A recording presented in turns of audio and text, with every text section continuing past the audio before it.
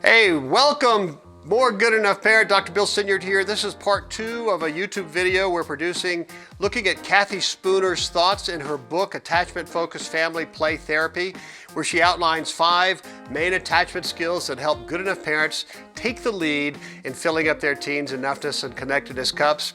She came up with the acronym S.P.A.C.E, which stands for Structure and Flexibility, Playfulness, Awareness, Presence, Curiosity, and Empathy and Acceptance. We covered the first 3 in a previous video. We're going to take on the last 2 in this one.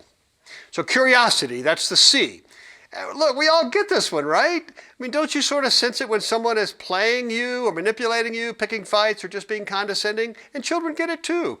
They seem to be geniuses at knowing when you just don't care. But what if they get the sense from you that you really do care? You want to understand how reality looks in their eyes, and you're just curious. There's an honor to that, right? So use C questions.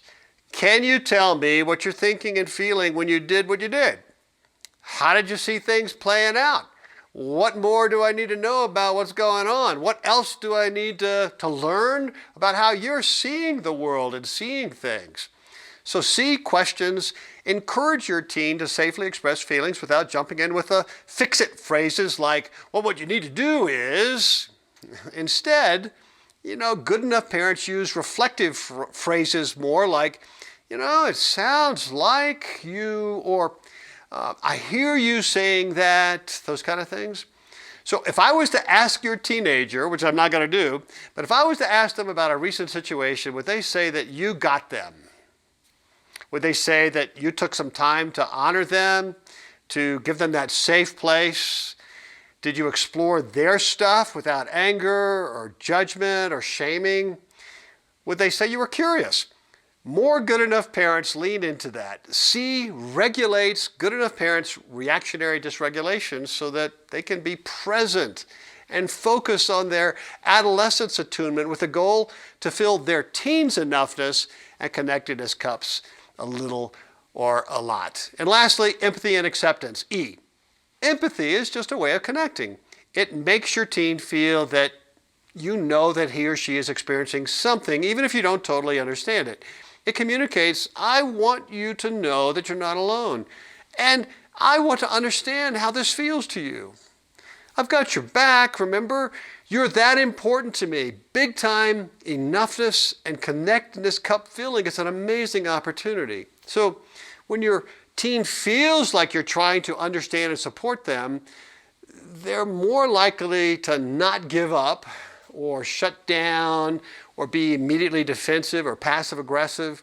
They're more motivated, a little more, to share what they're feeling, what they need, and even to be more self-aware themselves. You've given them that safe place, that structure, and your relationship will grow a little or a lot. And remember the still-faced experiment? The mother's face is dripping with empathy when her gaze returns to the distressed child. And remember, we spoke about infant attunement. At its heart is an empathetic bonding or dance between the brains of the child and the caregiver. Someone described it as a joining or emotional synchronicity, right, of right brain hemispheres. So now what we're talking about is an older version of that. Think of it as adolescent attunement. Good enough parents have learned how to emotionally connect with their teen at a deep, trusting level a little more than not good enough parents. So empathy is like an emotional super tape. You know that commercial for super alien tape? The announcer says it's revolutionary new tape that's strong enough to hold 17.5 pounds on any surface, instantly locks anything in place without screw or anchor, and is totally reusable. It defies gravity when it's wet. Advanced nano grip technology. Well, that's empathy emotionally and relationally. You get the idea? That's what it's like. It can even help you emotionally connect and stick during those difficult moments when trust is bruised and on the ropes. Empathy is a validation of your teen's feelings in the moment, but equally, it's a validation of your teenager and a validation of the relationship between you. Not good enough parents tend to assume that they already know the reasons behind their teens' actions, and so they miss this opportunity for healing process and adolescent attunement. But more good enough parents drill down deeper in a safe place.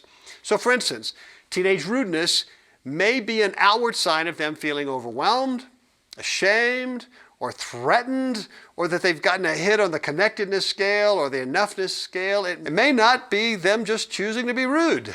Empathy is required to know the difference. Empathy is the ability to sincerely say to your teen, "You're not alone, and I want to understand how this feels to you." So SPACE, structure and flexibility, playfulness, awareness and presence, curiosity, and empathy and acceptance. In each case, your child will feel a new power that should push against their inner working model insecurities, just a little or a lot. We're leaning, and edging them a little bit more towards quadrant number 1 on the attachment scale. If you've been through the Good Enough Parent, you know what we're talking about. A little or a lot, right? Not perfectly, that's heaven, okay? So here's the tip. Good enough parents lean into SPACE skills a little more than not good enough parents. Take heart, child of God.